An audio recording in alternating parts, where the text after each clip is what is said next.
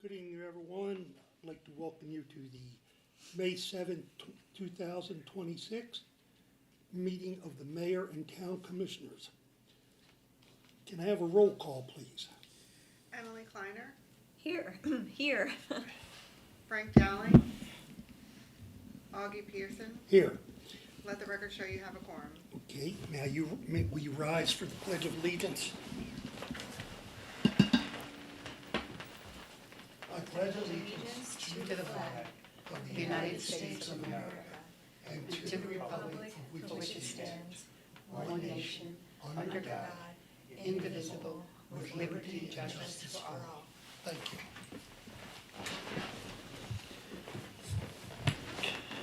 you. Emily, would you like to lead us in a prayer, please? Sure.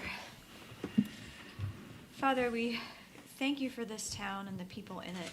And we come to you for wisdom, for your guidance, your leading in everything that we do, people who make decisions on behalf of the town and who support it every day.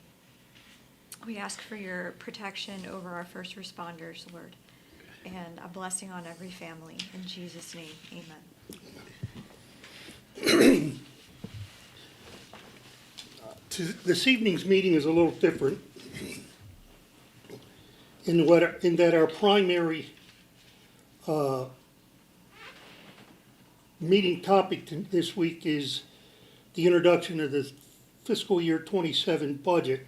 So we don't have a consent agenda.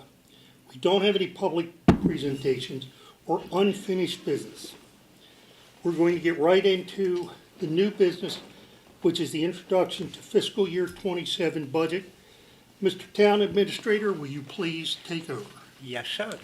So the main function or purpose tonight is we're also live streaming. So if people are joining us live, welcome. We appreciate you having an interest in the town's budget process, and anyone who logs in later on in the next couple of days, again, we appreciate you having an interest. What my goal here tonight is to basically introduce the budget to everyone. I think it's important to note that the Town of Rising Sun's budget in many respects is rather unique in the sense of, and we've talked about this a million times, but having been in a water and sewer moratorium from essentially 2005 until 2019, basically created some really significant hindrances for the town of Rising Sun. And we've talked about this over the years, and we'll continue to talk about it because I think it's important, especially for folks who tune in to want to learn a little bit more about the town, is to sort of pull back the municipal curtain, as I always say, and look behind it to see the inner workings of it. So having been in a sewer and water moratorium, some highlights of that impact, I think it's important that we start out by explaining to everyone one of the ways that the town generates money, and one of the largest ways we generate money from a general fund standpoint is through real estate tax. And real estate tax is derived from the state assessed value of your property. So if your property was, assessed at $100,000, which is a low assessment, you would divide that by 100 and then multiply that by 40.46, meaning that the Town of Rising Sun's real estate tax rate is 46 cents for every $100 of value on a property. To put that in perspective, of the 8 municipalities in Cecil County, the Town of Rising Sun is in the lower third of real estate tax. There are other communities that have a higher real estate tax, and we'll get into that a little bit, how that really plays out. The devil is in the details on some of that. And so our tax rate is in the lower third, and we generate right now about $1.162 million a year of real estate tax. And that real estate tax is what is used to pay for the police department, public works, the general staff, pave the roads, cut the grass in the parks. All of the general things that the town does are supported financially through the real estate tax rates. Back in 2005, when the town of Rising Sun went into its sewer and water moratorium, it took a couple of years for the negativity of having to go into a sewer and water moratorium. And what I mean is that when you're in a sewer and water moratorium, not only is there not any new development or new construction, but people are less likely to invest in their property, whether it be a residential property or a commercial property, and they're less likely to invest in those properties because the property values start to decline, and it becomes sort of like a self-fulfilling prophecy that as you're stagnant, so to speak, because there's no new development or investments going on, property values start to decline. And when we start to talk about new investments, those investments don't necessarily have to equate to doing things to your property that bring up the value per se, as much as just painting and fixing the gutters and the roof and stuff like that. So it's a very negative quicksand, so to speak, that the town falls into. But it always takes about 2 or 3 years for the negativity of an event in our society to trickle down to the local level. For it has to go through the federal government and the state government, then down to the counties, and then down to the local level. So when something happens, let's say it this way, if something happens good in the economy today that's really significant, it'll take about 2 years for that positivity and those benefits to come down to the local level. And then conversely, if something negative happens, it'll take about 2 years for it to trickle down.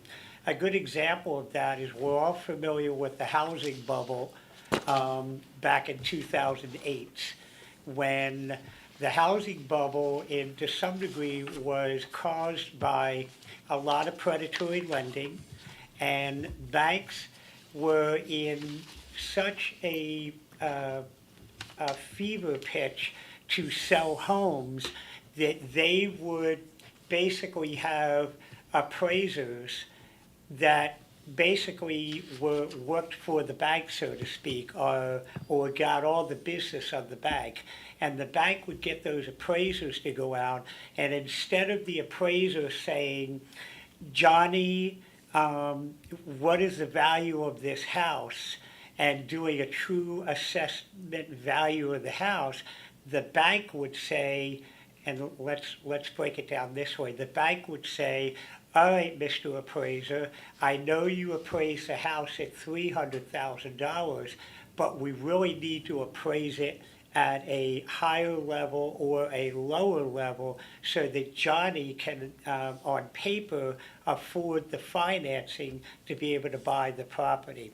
And so what basically happened in leading up to 2008 is that there were a lot of people that were living well beyond their means because they were qualifying for mortgages that they really didn't have the resources or the financial dexterity to be able to continue to make those payments. So there was a huge influx of foreclosures on properties, and then those properties sit.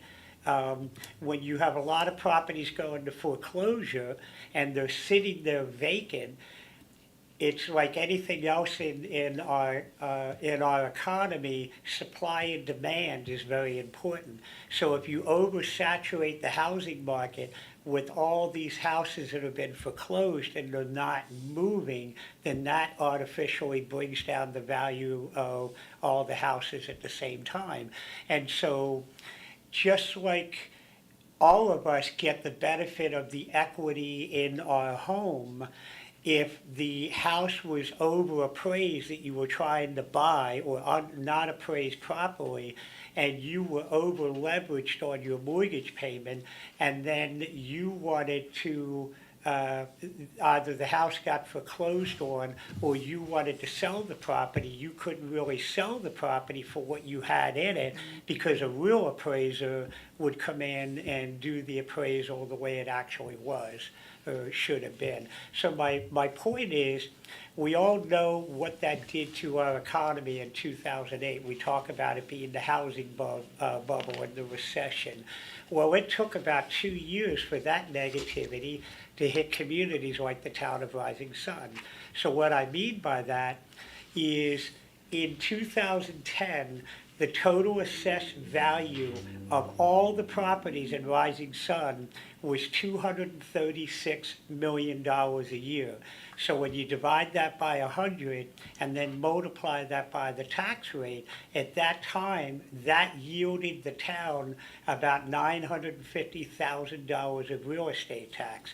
Well, by the time we got to 2014, 4 years later, the same properties that had a value of $236 million dropped all the way down to $176 million. And we saw our real estate tax go from $900 some odd thousand dollars to only about $760,000. And so you saw a huge reduction in the town's revenue, but yet at the same time, the town is obligated to provide certain services. And so just like we all deal with the cost of things going up, it was a perfect storm there where the amount of money that the town was bringing in was going this way, but the cost associated with providing all the services was going the other way. And so in many respects, I've said this before, it's pretty remarkable that the town was able to, stay afloat during those times.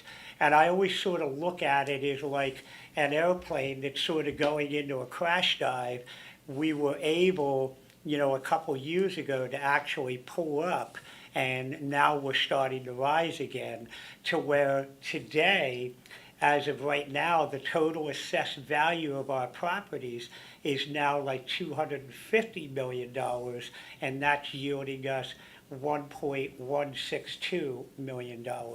But if you go back, even though I talk about that all happening in 2014, it wasn't until we got to about 2023 that our assessed value of properties reached what it was in 2010, and the amount of real estate tax that we were collecting in 2010 in proportion matched what we were collecting in 2023. And so it's been a long ride. So that is something that has sort of been hanging over the town of Rising Sun for many years here. However, we have pulled through it, and we're actually doing very well right now. We're doing well in the sense of we have a lot of opportunities and a lot of leverage before us to put the town in an even better position going forward. So what do I mean by that is we all know that it is not uncommon for houses in the town of Rising Sun to have offers of sale within a day or 2 weeks of when the houses go on the market. They are flipping very quickly, and there are some people that are coming to the table with large sums of cash. And the reason for that is, if you remember what I said about the housing bubble in 2008, and banks and appraisers not really doing that process the right way, one of the changes that was made in the lending practices is that you essentially, the folks who do the appraisals are independent from the banking institution. So the banking institution just has to go out and get somebody to do it. They're not always using the same person all the time. It can rotate. So that's one of the changes that was made. And then also the parameters in which somebody could appraise a property were tightened up. And so that had a lot to do with getting our country as a whole out of the housing bubble and the problems we were having in 2008. And so we are making our comeback over the years, and what we have before us is that the value of our homes is actually very good. So I'll give you some examples. If you look at the Maple Heights development across from the Legion, some of those houses sold for $260,000, $270,000 in 2005, 2006. Some of them are now selling for $460,000, $480,000 here because the community is a very desirable place to live. The other thing we have going on is, and I always want to be careful about how I say this because I know we're all very proud of our rural heritage here, and we want to continue to be that small town with the small town feel, but we also have to juggle as a society, not necessarily as a town, but as a society, our belief that landowners have rights to be able to do certain things. That's sort of the foundation of our country is individual rights. And part of those individual rights, within reason, is to be able to do something with your land. And we have a big influx of folks who want to build in our community. And it's no secret that we have roughly 600 some odd houses that have already been approved for land development or to be built over the next year, year and a half from now. And the realtors and the developers have told us that they're going to be selling those houses for $500,000. And so what that's going to do is continue to pull up the value of everybody else's home. Because when somebody comes in to appraise a property, they not only do an assessment of what they think your house is worth, but they look at houses in the area and other houses similar to yours. So in the same way that the houses in Maple Heights, some of them are going in the high threes and $400,000 range, all that's doing is bringing up the value of another house in the Maple Heights development to come up too. And so, I guess it's sort of that theory, high tide raises all boats here. And so we're starting to see that. Now, I was careful about the way I'm talking about development because we're all we have an eye on preserving a lot of the good things about our town. And that's why we've talked about this a lot over the past 3 years, all the changes that we have made in our zoning and land development codes to basically say, yes, we recognize you have the right to develop, but you're going to develop our way. You're not going to develop just the way you want to develop. And we all know that in the early 2000s, this town has been the victim of a lot of bad development here. So we've cleaned a lot of that up. So my point being is, we have the opportunity here with our budget to continue to hold the line, and then the town is going to grow, financially and service-wise simply because of the housing that is coming to the town down the road.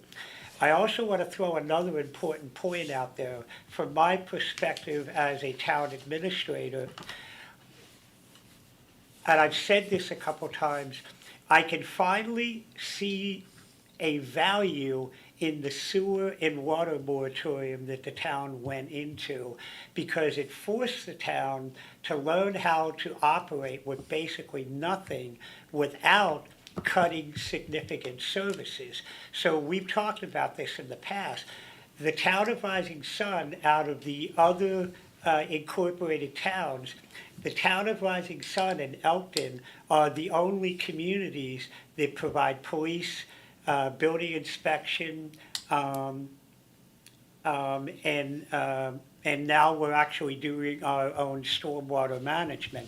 And so we're bringing a lot of the services that normally go to the county, and we're bringing them back in-house so that we can control our destiny a little bit better. And so when you talk about bringing all those services in, right off the bat, you think, well, that's more cost, and it is more cost. But again, we're on the lower third of the total real estate tax value. And when you look at the way we structure things in this community, we have the second lowest cost per capita in the entire county. There's only one other community that has a lower cost per capita than we do. So we haven't raised taxes in a long time. We continue to figure out a way to make do with what we have, and tonight's budget is going to be 2027's example of how we're going to get creative to be able to provide these services. So we, on behalf of the elected body now and in the past, there's always been the goal of maintaining the rural legacy of our community, recognizing that there's certain things that by law are allowed to happen, such as development, but take control of that development. And at the end of the day, and I've said this many times in the past, as a homeowner, you have a poker chip in life, and you get to cash in that poker chip at certain times during your life. And that poker chip is the value of your home and the equity in your home. And so if your daughter's getting married and you need to pay for the wedding, or you want to send your kids off to school, or you need to put an addition on your house, or other types of things, you can cash in that poker chip, being the value of your home, to get a home equity loan, financing, whatever. That value is incredibly impacted by the decisions that are made by your local government, whether, they're raising taxes, not providing services economically. And so what we have tried to do over the years is to protect that poker chip of every single one of our residents. And I just want to close with something that I brought up last month. A good way to sort of gauge how your real estate tax that you pay fits in with other people that you might know in other communities, there's a term called the median effective property tax rates. And what that basically means is that based upon the assessed value of your house, how much of the real estate tax that you're paying is how much of what you are paying is having an impact on the total value of your house. And so, to give you an example, if a property owner in Rising Sun has a house that is assessed at $300,000, their tax bill to the town of Rising Sun would be $2,400. That represents 0.8. So their real estate tax represents 0.8% of the total value of their home.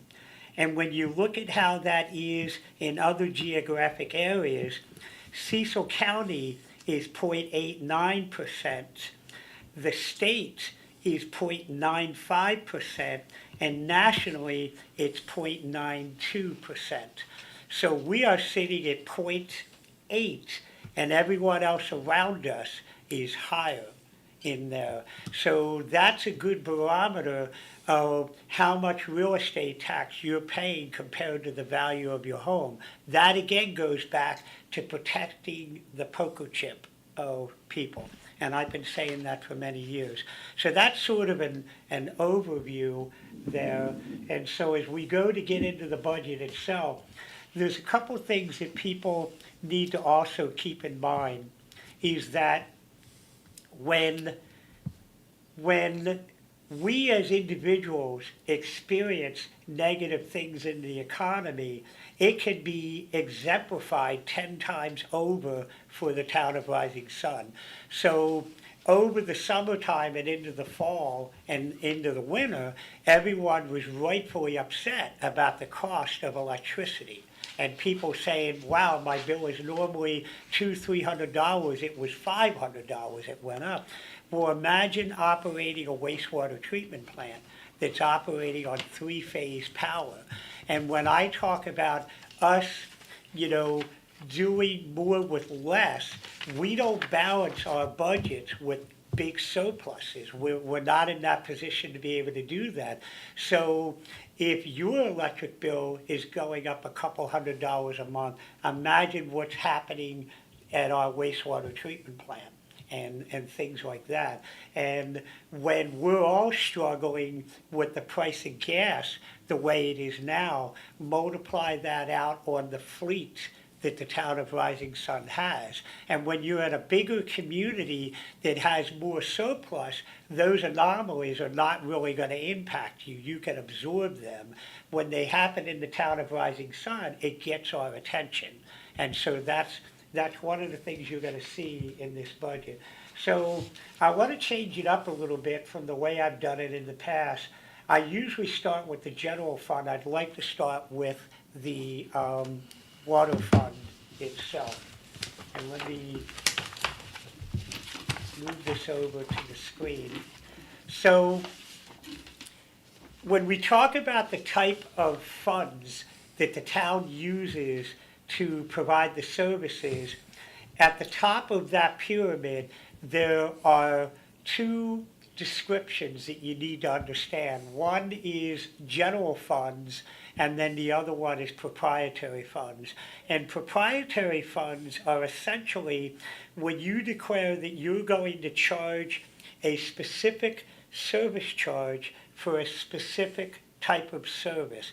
Now, the definition applies here for water and sewer. And so in the town of Rising Sun, 99% of our property owners are on our town water system. But you can go to some communities where not all of those residents are on the local water or sewer system. And so it would not be fair to have the general fund real estate tax of someone who's on a well or septic to have their real estate tax being paid for the water and sewer service that somebody down the street is getting. And so you charge a service charge for the water and sewer for the folks that are getting the water and sewer, and that is basically called a proprietary fund. So the town of Rising Sun has two funding mechanisms. One is the general funds, and then the other one is proprietary, and then proprietary is broken down into two distinct categories of water fund and sewer fund. And so in looking at the water fund, you can see here, I'll highlight one. I'm going to go for the board's benefit. It's line 637. I'm looking at public utility billing. It's not on the screen. Huh? We need it on the screen. Oh. We're not showing up on screens. So we'll just have to walk through it. It's not showing up on screens.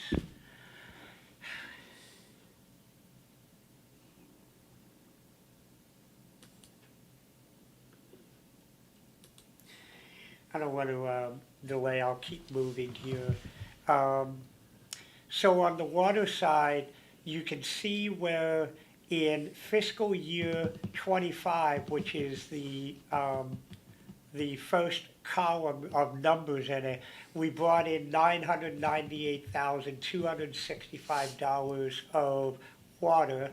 For last year's budget, we estimated that we would bring in $1,153,734. Right now, year-to-date, we brought in $960,423.88, and if you project that out over the remaining 3 months, we will have collected $1,280,565.17. So we've gotten pretty good here at projecting those numbers and trying to anticipate what's going on. And so next year, we are projecting for the 2027 budget, we're projecting $1,321,311. Now, that reflects the annual 5% increase that we have to put on the water and sewer funds. And it also includes an expectation of 50 homes being built between now and June of 2027 is basically what that comes down to. All those land developers are in their final stages of approval. They keep talking about they're going to be putting a shovel in the ground any day now. We do expect things to start to happen maybe around July, August, and then there's a chance they're going to build and sell 50 houses in the community. So that number includes that. The other number that is also included in that is a 5% increase. And I think it's very important to remind the residents the importance of the annual 5% increase. When the town of Rising Sun was incurring all of its legal issues back in the early 2000s with the Maryland Department of the Environment having a failing wastewater treatment system and not enough water to supply to our residents, that the problem was the town of Rising Sun over a long period of time never adjusted their sewer and water rates. And so they never accumulated any money in reserve to pay for any of the infrastructure repairs that would need to be done. And so I've talked about this a lot in the past. You know, depending upon what financial person you talk to, some people believe that you should have 6 months of operating funds in reserve, maybe even in your own household. It's a good idea to have 6 months of your mortgage payment, your rent payment, your car payment in reserve so that you can withstand the loss of a job or a disability or something like that. So when you talk about what you should have in reserve, the town of Rising Sun had none of that. And that meant that when the state government came in and said, you have to build a new wastewater treatment plant for $16 million, and you have to come in and fix your water at a cost of $10 million for a total of $26 million, the town had no reserve funds in order to do that. So that required the town to go out and get loans. And the best loans that we could get were from the United States Department of Agriculture, USDA, and we're able to get 40-year loans. But as you're going to see in these water and sewer funds, that debt service takes up a huge portion of what it costs for us to pay for those loans. The point I'm getting at is that even today, with the rates where we have them, the rates are there not because we're making money. The rates are there because that's how we're paying our mortgage, basically, on the sewer and water. And so we're not even putting away enough rainy day funds to offset things. And so that again is why the development has a positive impact on the community in terms of being able to collect additional revenues to put the town in a more sustainable position in the very near future. So I read all those columns out for you because I wanted you to see how the document is structured, that you have what was spent in 2025, what was budgeted in 2026, where we're at year to date, where we think we're going to be, and then how we're going to do our budget. So I wanted to show you the revenue stream coming in. When we get down to the expense side. And our total revenue is $1,447,346.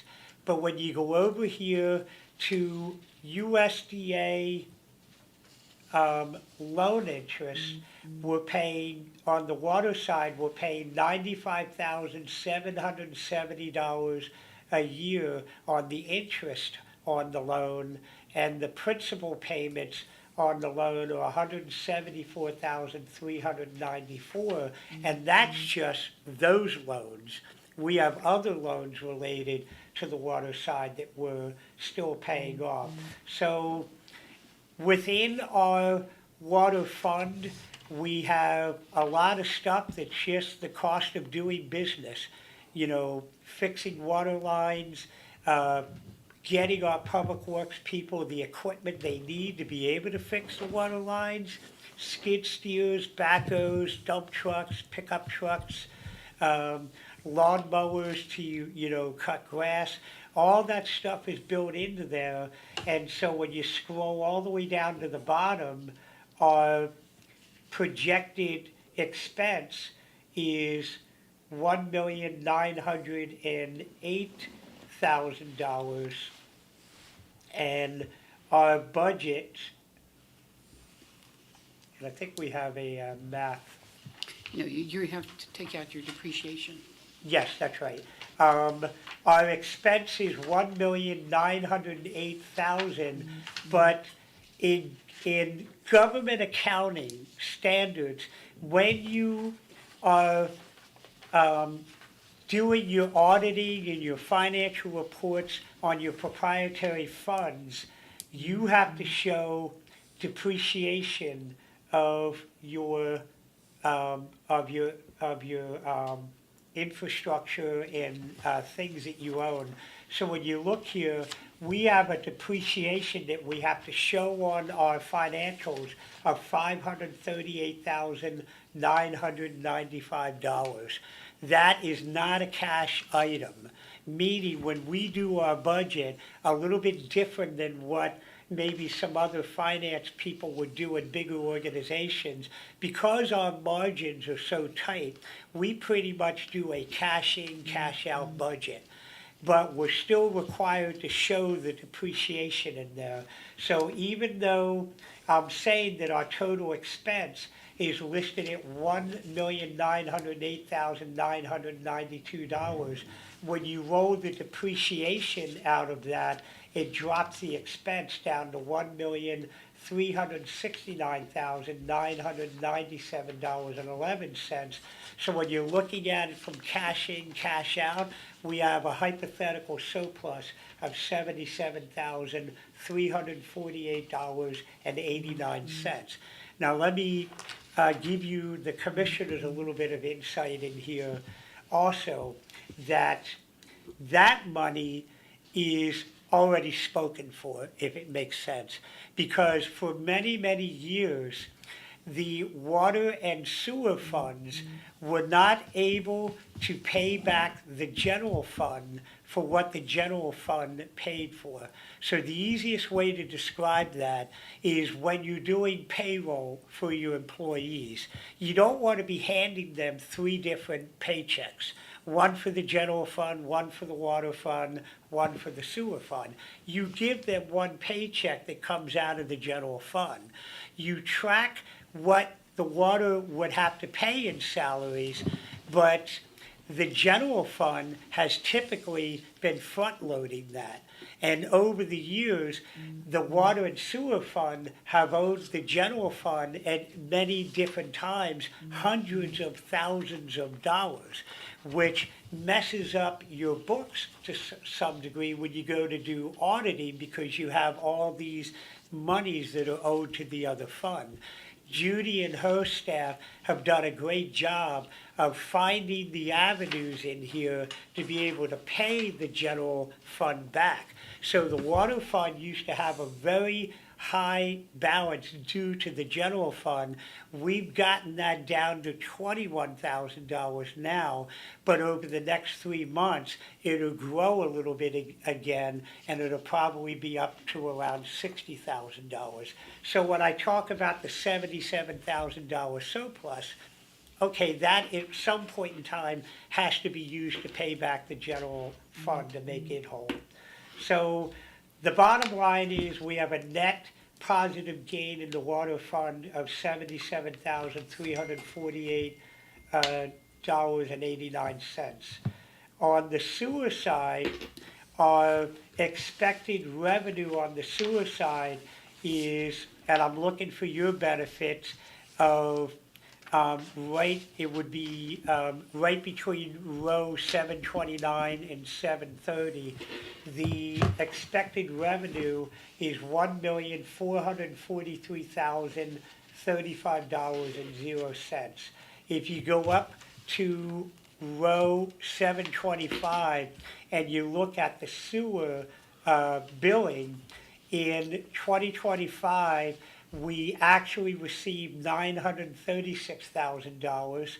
We budgeted $1,122,437 to come in this fiscal year.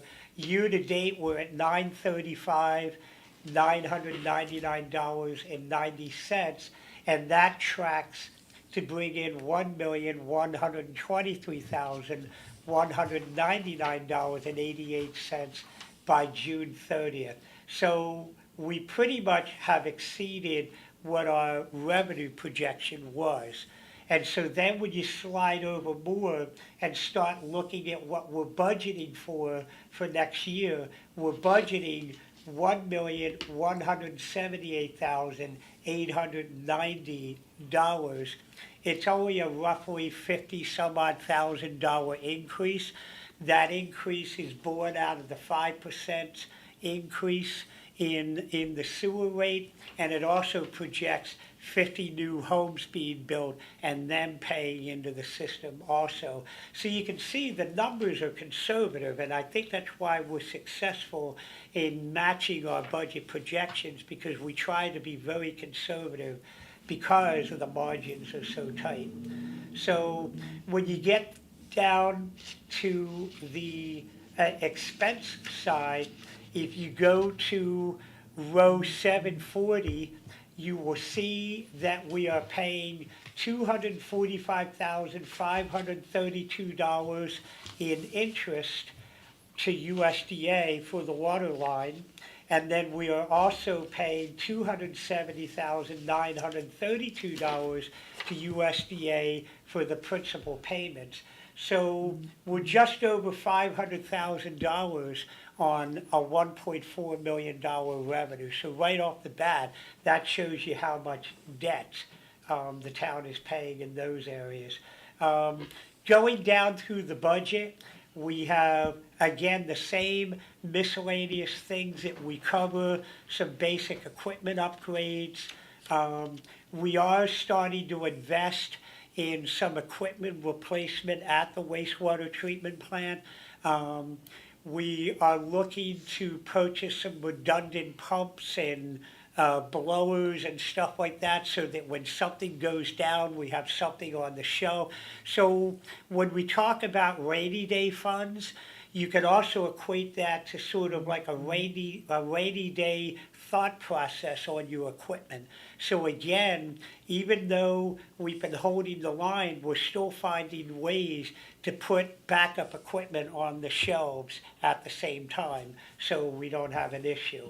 So when you scroll down through there, you can see on row 762, our electric bill for the sewer plant is $80,264.18 is what we're paying for the sewer. Another thing that I wanted to bring to your attention, if you look at line 774, it's called merchant charges, credit card fees, and you'll see that we have $12,000 allocated for that. And when you go up to the water, I'm not gonna try to find it, but I believe, Judy, that's another 18,000 or 60. Total of 30,000. Yeah, so, what I'm highlighting to you is that, remember when I was talking about this elected body and other elected bodies take very seriously preserving the poker chip of our residents? Well, that is essentially what it costs the town to allow people to have the ease of paying their utility bills by credit card. Meaning, we at one time used to pass that surcharge on to the resident. But here's the way we thought of it, and Judy came up with the idea that, okay, we could collect that $30,000, which means it's coming out of the pocket of our residents. But at that time, we were not even getting $30,000 because we didn't have that many people using their credit cards. And so what Judy's thought process was, if we had more people logging in online and paying by credit card, that's less checks that we're opening up in the mail. It's less people coming to the window. It allows us to direct the activities of our staff to other things instead of dealing with that. So there's a staff efficiency that we get a benefit from if people use their credit card. And so in order to make it more attractive, we decided to trade off that $30,000 of charge to the resident and say that we're getting a better gain on more efficiency from our staff, while also making it a little bit more palatable for residents to be able to pay their utility bill in a timely manner. So I just wanted to show where the town is picking up that expense. And as we all know as shoppers, very often when you go out to use your credit card, in many instances you pay a fee for doing that, especially when you pay for online services that you're paying for. So you scroll down and our total expense for the sewer is $2,182,348.08. But again, depreciation is a non-cash item, but it's an expense, and that's $740,000. So when you roll that out of the number, our expense drops to $1,442,348.08. And woohoo, we've got a $686 to the positive at the end of the year. So again, that's another example of where I say we're holding it together. We're not raising taxes. We're holding the lines on things, but we are being very efficient in how we're trying to manage our money, in the sense that we can balance a budget with a $686 surplus. Now, there are, for transparency, there are items that we always put in the budget that if things work out, we will want to do that, but we transfer some money from rainy day funds to cover that. So in the sewer fund, you will see some transfers of money in there to offset some of the bigger projects that we might have to do. Now, I'm also going to say, Judy and I are going to spend a lot more time between now and our next budget meeting, because we want to really get in here and look at some of the expenses that have gone up and try to figure out why they have gone up so significantly. For the board's benefit, I also want to draw your attention to line 779 on your, it's on the sewer thing. Sewer accounting, and it's titled Utility System Testing and Sampling. And you will see where we budgeted $29,302 last year, but we're on pace to spend $70,000, and our third-party consultant has told us to project $92,315. that is born out of the fact that, and I always like using these words. I'm always telling people I'm about to segue. Hold on. There's a reason why I'm segueing. You've heard me talk in the past about we have applied for grant monies to try to get very creative in offsetting some of our costs. And when the wastewater treatment plant was originally built back and approved back in 2012, the town did not have the money to decommission the lagoon. It was like $1.5 million to decommission the lagoon. And so when you talk about the sticker shock of the sewer rates being where they had to be raised at that time and where they're at now, imagine if we had to come up with another $1.5 million to decommission the lagoon. But on top of that, we would have had to do we would have had to build more things in the wastewater treatment plant, because when you treat your wastewater, you are separating the solids and the liquids. And our wastewater treatment plant, it separates the solids and the liquids, but unlike other wastewater treatment plants where the solids go through another process where they're ran through a press and all the moisture is squeezed out of it, and then it goes into a truck and it's either hauled away to a landfill, or in some cases it can be applied to a farmer's field in there. We don't have that. Our sludge goes right into our 10-acre lagoon. And the theory behind that back in 2012 was that there is, people don't necessarily, might not realize this, but the beauty behind treating wastewater is not chemicals. It's not like in your pool where you put chlorine in it and you clean the water. That's not what wastewater treatment is about. Wastewater treatment is basically about holding stuff in a suspended state, mixing it up, putting oxygen in it, because there are natural organisms that actually consume the sludge and eat all the negative stuff that's out of it, and actually to some degree treat the water. So it's a very interesting natural biological process in treating sewage. So when it was determined that we could put the sludge into the lagoon, it was, if you imagine putting a lot of sludge in there and it piling up, at the same time the natural organisms are actually consuming the sludge. So the sludge is increasing in the lagoon, but not as much as you might think. However, we can't continue to operate that lagoon that way. It's not a very good system, and we are bearing the consequences of it now, because we have that sludge in the lagoon, and in addition to that, we have found out shortly after the lagoon was open that there's an underground spring that's feeding into the lagoon. And when we talk about why the lagoon might have been failing back in the day, is that I don't think anybody realized that there was an underground spring putting a lot of water into the lagoon.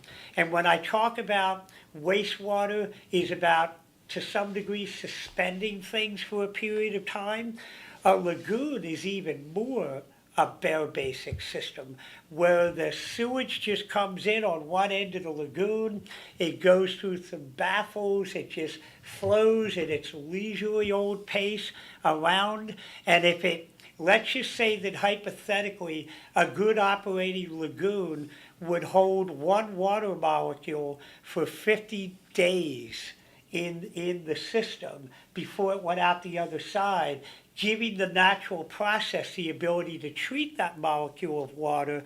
When you have an underground spring coming in there, that 52 days might have been reduced to 10 days, 15 days, 20 days, because now the lagoon that was designed for a certain amount of wastewater flow coming into it had an underground spring. So I do believe that part of our treatment violations were because of the underground spring.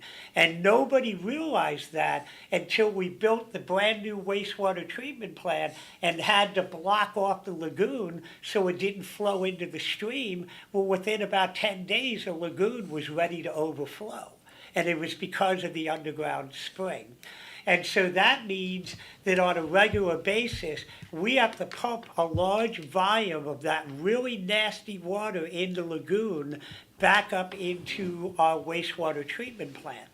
Now, here's another segue, because I'm about to tell you that it is creating an issue from a laboratory testing standpoint in that one of our tests we have been failing recently, and it's basically a byproduct of all that nasty stuff in the lagoon, which is developing algae and fungi, is being pumped back into the wastewater treatment plant, and it wasn't really designed to be able to treat that.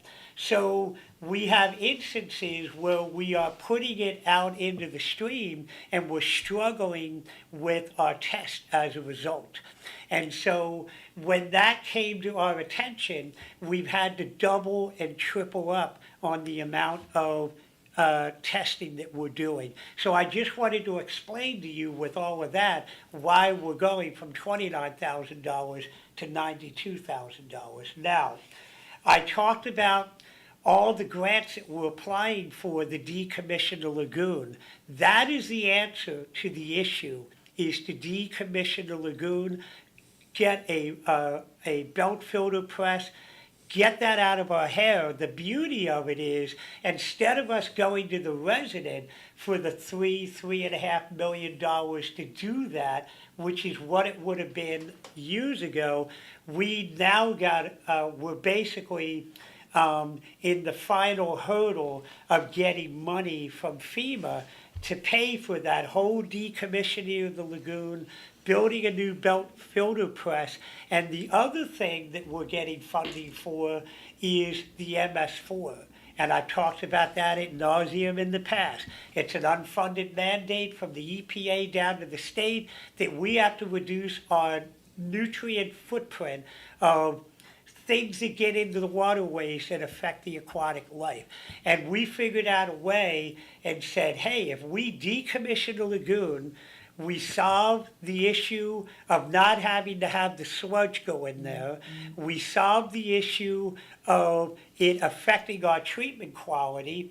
And at the same time, we can solve our MS4 requirement by redoing the stream that runs next to the lagoon and turning that all into a wetlands buffer. So what I'm saying to you is this grant is for about $5.5 million, and the federal government is going to pay for us to solve all these issues that I've just been explaining to you. Now, if you remember, I did an NPR interview at the beginning of 2025 because we were supposed to get the money, but when the new administration came in, they suspended the FEMA money for these purposes. Well, we received notice about 2 months ago that the funding is being restored. We don't have to do anything. It's just the federal government checking the final boxes. Now, I do know that maybe the federal government funds one of our projects and not both of our projects. So fingers crossed that will be paid for, but we're not sitting flat-footed, because the other thing we did is we applied for a grant from MDE to do the exact very same thing. And then the other thing we've done, which I want to do another segue of the importance of building relationships with people in the higher powers of office, regardless of their party affiliation, to be quite blunt, because they hold all the money. And we have gotten over $1 million of grant money that we'll get into in the general fund to do things in our downtown area. But we have also lobbied our federal senators to put what is called earmarked funding in the appropriations bill for the federal government. So we've applied for the same amount of money to do the wastewater treatment plant. So hopefully, one of them, which we think the BRIC funding will come through, but if not, cobbled together with all the other three, we're trying to hedge our bet to be able to offset this significant financial cost and all the segues I've been giving you on how it impacts us. I want to double back and make sure I make an important point. Our wastewater treatment plant is treating above and beyond what is required. What I'm saying to you is the system was designed to do a certain thing. It is exceeding that, and MDE is giving us a grant every year for about $34,000. And you get that if you treat above and beyond the quality. This anomaly that I'm talking about with the fungi, that, believe it or not, is a totally separate issue and does not affect our grant. So I want to let people know that other than this anomaly that we're dealing with because of the way we had to do the lagoon back in the day, the sewer plant is doing its job and it's doing it very well. So down to the bottom, when you look at the proprietary fund, both sewer and water were in the positive $78,035.81. Does anybody have any questions on the proprietary funds? All right, so we could jump into the general fund here.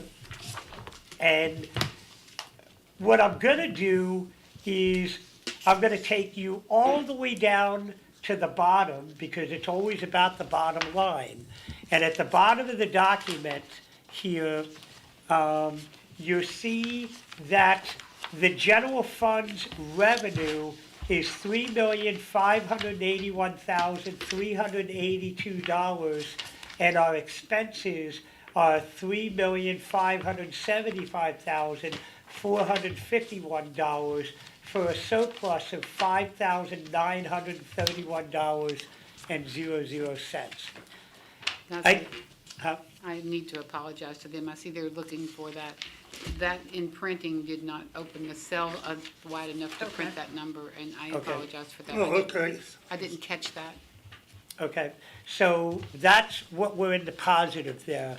I want to drive home the point of, again, if you looked at our expenses in the general fund of $3,575,000, a good business plan would have 6 months or more of that in reserve.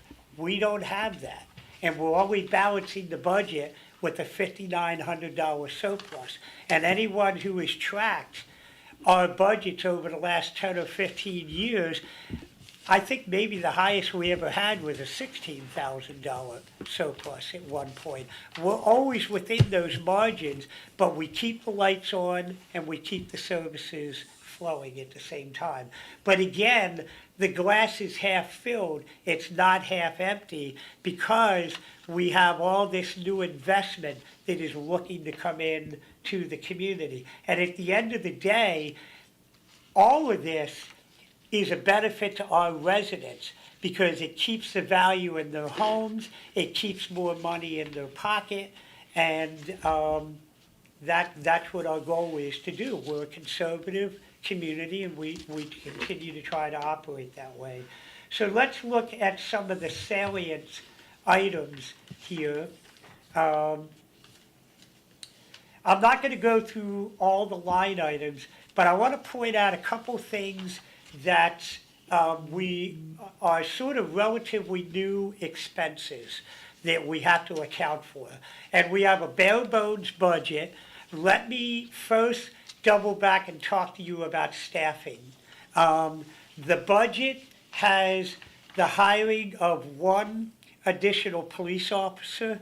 In talking to the police chief, because our margins are so tight, we normally are trying to hire 2 police officers. He has felt that because it's so difficult to get them, that we would be conservative and just look to hire 1 police officer. The other thing this budget includes is that we need a little bit more staffing help on the administrative side and a little bit more on the police side from a clerk. So we're going to share a clerk's position between general admin and the police department. So that's a new position. In our public works department, we have a vacancy. We're looking to fill that position. And Judy, refresh my memory. Did we have an additional hire on top of that? No. Yeah. So again, to be conservative in the budget, we're going to try to get back up to our normal operating level of 4 and forgo trying to go to the 5th one like we've always tried to do in the past. Again, this is all born out of us waiting for these other revenue streams to start to come in. That also includes hiring one code officer here also. So we have a code officer which we've been carrying in the budget for the last couple of years, but we've not flipped the switch on hiring it because we're also watching what the development community is doing. So I do anticipate the development is going to kick off around, July, and so we are looking to hire that code officer at that time. The other item that is in our budget is that 20 years ago, a website was the center of a community's operations. It's where people got their news from. They could log in and they could get data. They could figure out the codes. They could look at town meetings. They could see the calendar. We could potentially put up communication, but it was very, very stagnant. And I've been doing this long enough that when I came to the town of Rising Sun, the town had 2 pages on its website. It was about as stagnant as it could possibly be. And then we moved to a more robust website that had what you would call a page within a page within a page, where you would click and go deeper and deeper to get your information. But 20 years ago, those website companies would say, oh, you have some financial accounts payable you have to do? Well, we can do that model for you. And another one would say, oh, you have building permits that you want to attract? We can do that. You do utility billing, and you had these very, very robust websites that were overextending themselves where they really didn't do accounts payable very good, and they really didn't do building permits very good, and they really didn't do utility billing very good, and they really didn't do asset management very, very good, because you're talking about hiring, a Swiss Army knife to be able to, from an IT standpoint, be able to work all that out. So what happened, especially over the last 5 to 10 years, is a lot of different website-based companies that are coming out, and they're specializing in specific things like your bills payable and your utility billing and your building permits and your asset management. And so what was a $50,000 expenditure back in 2008 to bring in the town's website has now morphed out where over the years we paid $20,000, $30,000 for a building permit software program, $20,000, $30,000 for utility billing, $20,000, $30,000 for accounts payable. And the difference is they're now housed in the clouds. And so you, to some degree, cut down on having to replace your servers and stuff like that. So there's been a lot of growth in there. What I'm getting at is our website company has announced that they're getting out of the business of websites. So remember when I talked about these website companies taking on too much responsibility? Well, they would rather do the merchant billing, and they'd rather host sites where people can, go to buy something, and the company you buy it from sends you to hosting site that would be the company that is now doing our website. So they've been in business for like 25, 30 years, but they've decided they no longer want to do that. So we have to go get a new website. So when I talked about the website being the center of the universe, 20, 25 years ago, do we really want to go out and spend $30,000, $40,000, $50,000 on a very robust website when you really start to think about our website use now? We don't communicate with residents on our website. We use several different social media platforms. There aren't a whole lot of people coming to our website to find out that we're flushing hydrants. We're doing that on our social media sites. So that's a very important function of the website design that's no longer needed. We're doing utility billing separately, building permits separately, accounts payable separately. And what I'm coming to the conclusion is that our website is becoming nothing more than a place to see a calendar when the meetings are going to be able to look at news and notices and breaking news. But again, breaking news, we do that on social media. It is becoming a repository for all of our town records and documents and ordinances and codes. And Juanita can tell you so many times people go on our website and they get frustrated because they can't find the code because it's a page within a page within a page within a page, and you're clicking and clicking and clicking. In today's society, we're all impatient. We all want to get it in real time. And so we've been talking to some vendors about doing a website that is more of a calendar of events, a repository of all your codes and ordinances and meeting minutes and all the documents that you have to keep there, and then maybe profiles of elected officials, and maybe we post, because legally when it comes to RFPs there's still a certain way you have to post those things so they can be on there. Why not create a chat box in the middle that instead of somebody going to our website saying, I want to put a shed in my yard, I wonder what I need to do, some people will call Juanita and ask for that. Other people want to go on the website and they get frustrated because they can't find it. So if you had a chat box in the middle of it that only referenced our data, when you talk about ChatGPT and AI, a lot of people have concerns because it can get its information from Wikipedia and unreliable sources.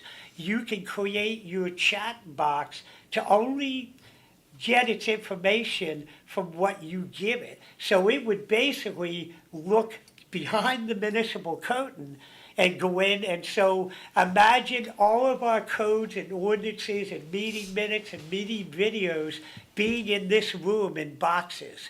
And instead of a resident having to come in and click on a thing to go to the box to get it, they would go into a chat box, and within 30 seconds or less, it would give them all the information they need on how to put a shed in their yard, and even include a link to go to our permit software program to be able to actually get the application.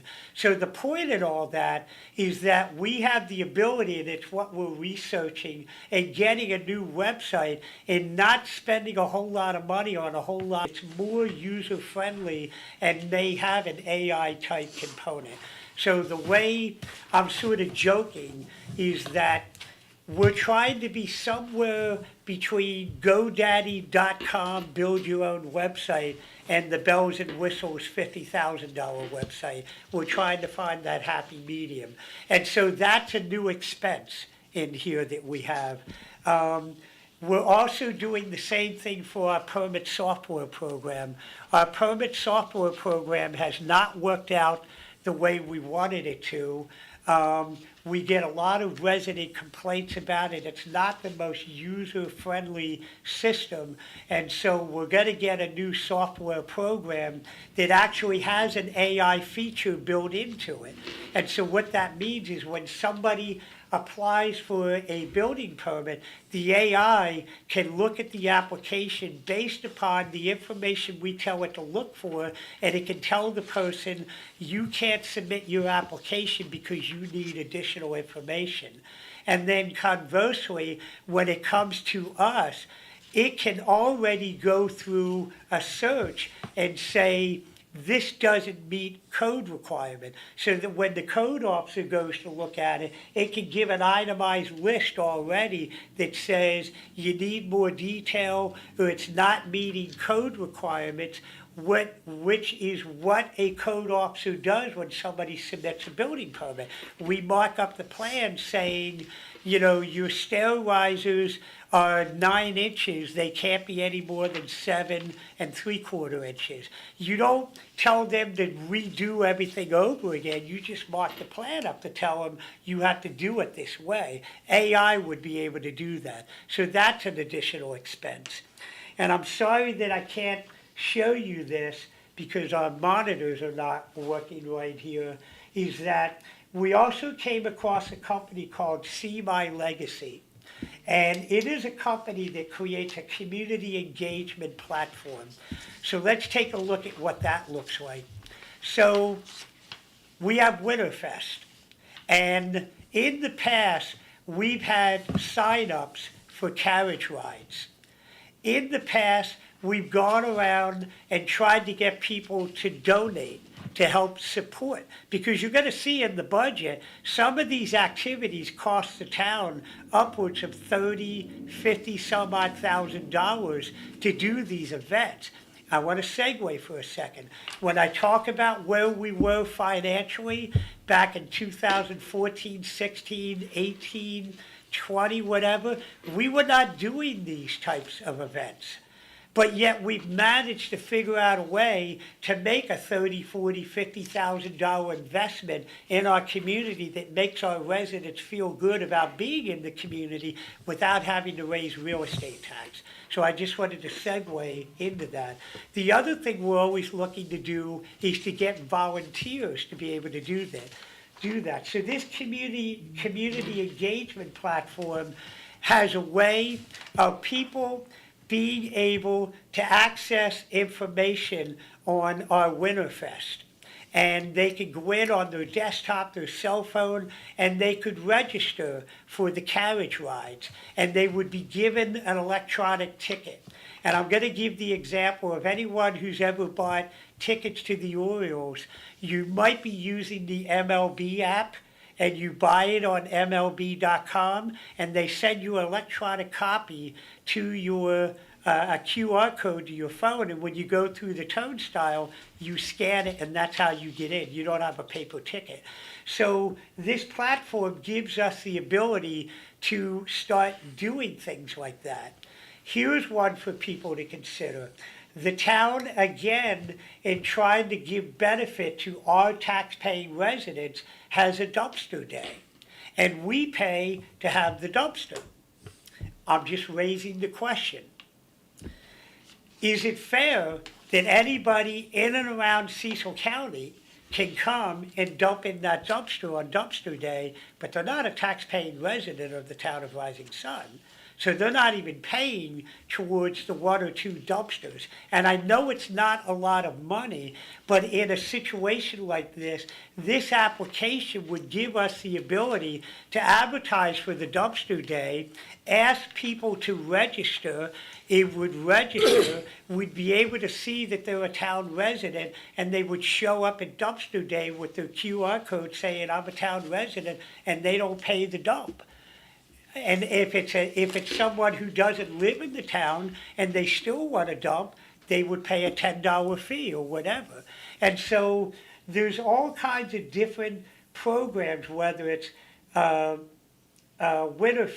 Spooktacular, Sunfest, the Tractor Parade, a variety of ways that we can get people registered for these events, charge vendors that way. Right now, it's a logistic nightmare for people to call Juanita and say, hey, I want a vendor's table, and the chamber goes through the same thing for Sunfest, and there's a lot of paper going back and forth. They could go through this app, see what vendor spots are available, click a button, pay their fee, and they got a QR code to show up at that day and say, this is my vendor spot. So it streamlines it all. But we can also grow it into other activities. We can offer more activities. And they don't all have to be driven around raising money. For instance, a couple years ago, Augie, you might be the only one who remembers this, when we did Triangle Park, Yep. the dog park, and Travis and I laugh about it all the time. There was a stork, a crane, that was always hanging out down there. Well, we had an event called Name the Crane, and we had kids presenting colored drawings of the crane and the stork down there. Well, Travis and I went down there like the day before we were going to announce the winner, and the darn thing was dead, floating in the water. So our whole fundraising, it's just a funny story to what had happened. But I say that because this company showed us other communities that one was up in the northern regions that at certain times during the year, a lot of pelicans would migrate to the area. So the community did show us a photo of pelicans. And it gave people the ability to go in on a platform and share their photos and have a sense of community. And so there's a variety of ways that we can get residents to be able to engage with each other in a fun and informative way. So that's going to cost us, off the top of my head, I think it's like $2,900 a year for that. So we've gone ahead and put that in the budget. Emily, you, $2,900 or $2,900? $2,900 a year. So it's really pretty economical when you think about we can, there are certain charges that we could charge for. We can create other opportunities for people to get involved, charge a nominal fee, because at the end of the day, there's an expense to the town at large. It can more than pay for itself over a period of time of organizing that. Volunteers can register the volunteer. So that's an example of something that we also have in our budget there. In terms of vehicles, we do have in our budget, we need to replace one of our dump trucks at the wastewater, at the public works. And you talk about the ungodly cost of things going up. This thing is going to cost us $135,000, and that's on a state bid contract, just to get that size dump truck with the salt spreader on it. So that's a $95,000 expense. But under our debt service, remember we created that debt service, we have room in there to finance that over a 7 or 10 year period, and the $135,000 will result in a $34,000 annual payment to pay that off. So that's another thing that Augie remembers. You know, when we were rebuilding the town back in 07 and 08, we said, why are we bankrolling all of these vehicles when you can finance them over a 10-year period? You can buy more vehicles, you can outfit your department, and you're not riding around in an old rust bucket because you can't come up with $135,000 to replace it. So we have a new public works vehicle in there.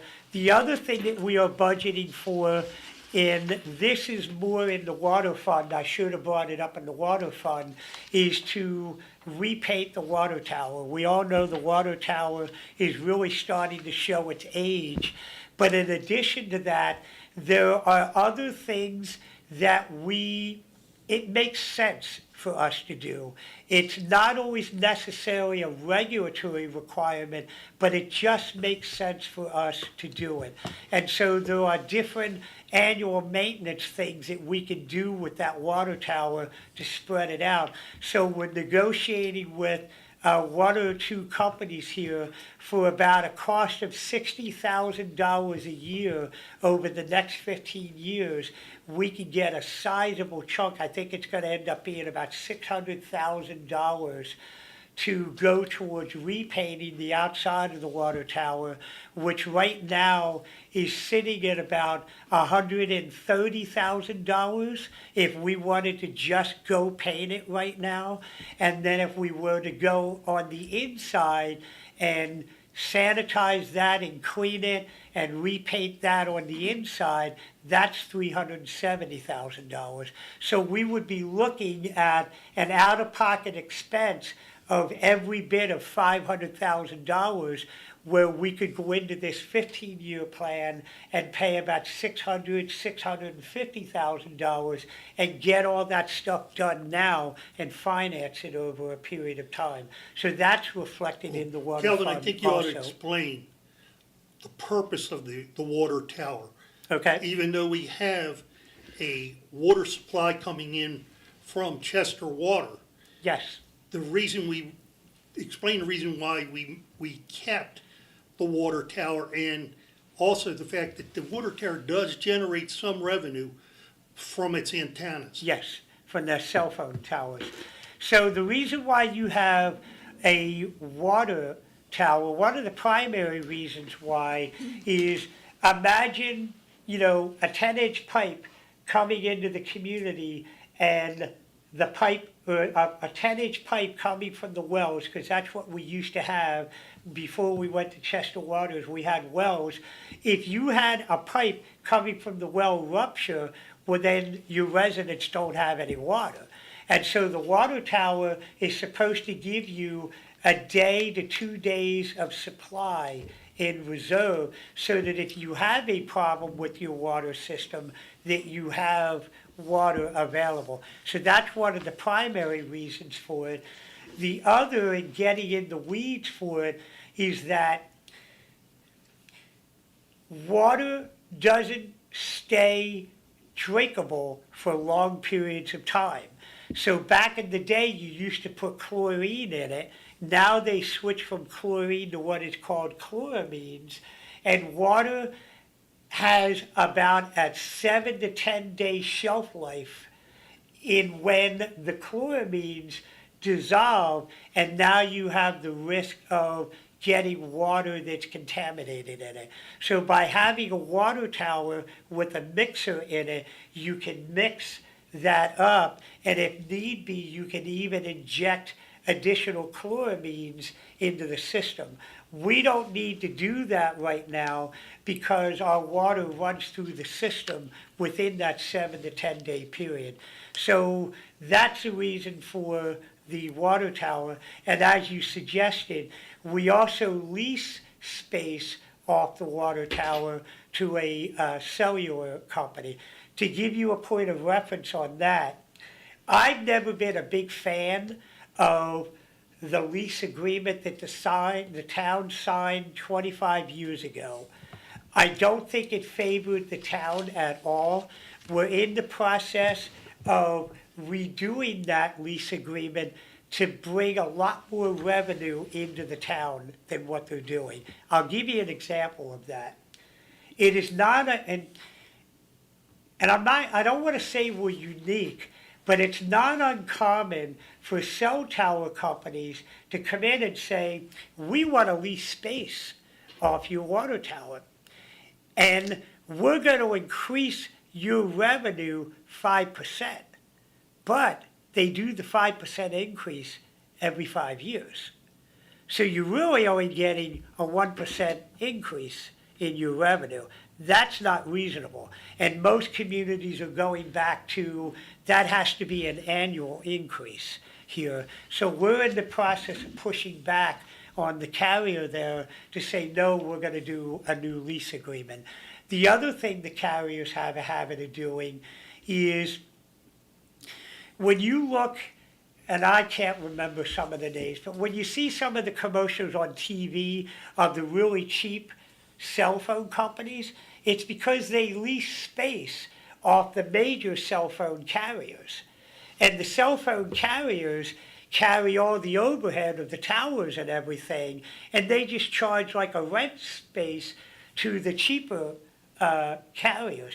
Well, the cell tower company is making money on our property by selling those spaces out to others. So we are saying that's not going to happen any longer, that we get a cut of that. And the other thing that cell tower companies try to do, and this gives us a tool in the tool shed, is they have the idea that they own all the real estate of the water tower. And when you drive by some communities and you see several different towers on it, it's because there's enough real estate up there to lease it out to other multiple entities. And so we're working through our lease agreement that says you're going to get a piece of pie, and you operate within that piece of pie. We own the rest of the pie, and we'll do what we want with it lease-wise. So that's sort of the high-level items in there. We have all of our standard expenses are in there. The reason why when I say our standard expenses are in there, a quick segue, we're not raising real estate tax. We actually only saw about a $35,000 increase in real estate tax because of values are going up. And when you talk about the cost of inflation, you know, in the past it's been 8%, 5%, whatever, that inflationary cost comes down to us. So even though we're maintaining our services, our margins are still tight because our revenue coming in has to offset the cost of living and the inflationary cost. So we're holding the line, but we're bringing new things in. We're fighting with cell tower people to get more revenue. Things like that are what we are doing. So again, the general fund budget is balanced with a surplus of 5,931. The next time we meet with you, some of these numbers are going to change because Judy and I are going to dig down a little deeper in this. So I appreciate the patience of everybody. If anyone is online live streaming or will be tuning in, I hope you can appreciate. We wanted to do more than just slap a piece of paper out here and say that's what the numbers are. We wanted to give everyone a look behind the municipal curtain, as I always like to say, in what really goes into making a budget. Are there any questions I can answer of the board? I don't have any. No, me either. Okay. Are there any things that you think that maybe we have missed, that you think that you would like us initiatives to go after? Well, I think if you give us a chance to really Yeah. sit down and look at the budget, you know, right now we're in somewhat of a time constraint. We don't want to spread this out over hours going through it. Right. I've made some notes. I know Emily's made Okay. some notes. And I think what we'll do is probably get those ideas back to you. Yeah. So that you can look at them. And then when we come to I would hate to think that we'd have to have another preliminary, but if necessary, we would come back and have a meeting where Right. everything could be explained a little further or Right. into detail. But outside of that, I don't want to hold us up much longer trying to figure out, well, you know, I see this, she sees this. You know, Okay. we'll be able to talk. So from a scheduling standpoint, I don't think we need a meeting in May, anymore in May, because you and I are just going to be crunching numbers. No. We can come back at the meeting, the regularly scheduled meeting in June. The budget doesn't have to be adopted until June 30th, so we Right. can always throw in another meeting at the end. And we've done that in the past. We've thrown in a budget meeting. By that so we time, have time. you'll have our ideas, what Yeah. we're wondering about, or have any other thoughts on. So, Yeah, if you could get us stuff in the next week or two, because the numbers are so close Oh, yeah. that, we're gonna be squeezing, And if we could get any new revenue initiatives that you would like to do. And I'm sorry, Emily, I started to say this community engagement platform would be great for that event that you are talking about wanting to introduce next year. Cool. Okay, going on, there's no staff reports. Yep. No mayor's report because the mayor's not here. Commissioner comments, Commissioner Kleiner? I don't have a report this week, actually, thank you. I don't have anything to add tonight. Commissioner Pierce, if I could just add, I was remiss, and Judy, is there anything you wanted to add? Anything we were doing? Not really, no. Okay. I think you covered it really well. Okay, going on, the Board of Zoning Appeals and Planning Commission schedule. Basically, it's every first and third Monday of the month, unless a holiday or a special meeting. And with the Board of Zoning Appeals scheduled as needed. Upcoming town events, Sunfest, June 6th, and our own America 250 Parade, June 27th. Upcoming holidays where Town Hall will be closed, Memorial Day, Monday, May 25th, and Juneteenth, Friday, June 19th. Yard waste is collected on Tuesday. Yard waste is collected on Monday, I'm sorry. Trash is on Thursday, recycling is on Tuesday.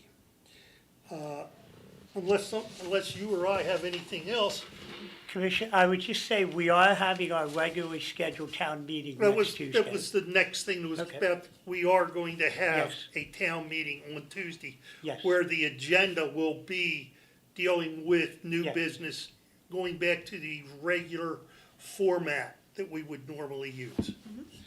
You have anything, ma'am? No, I don't.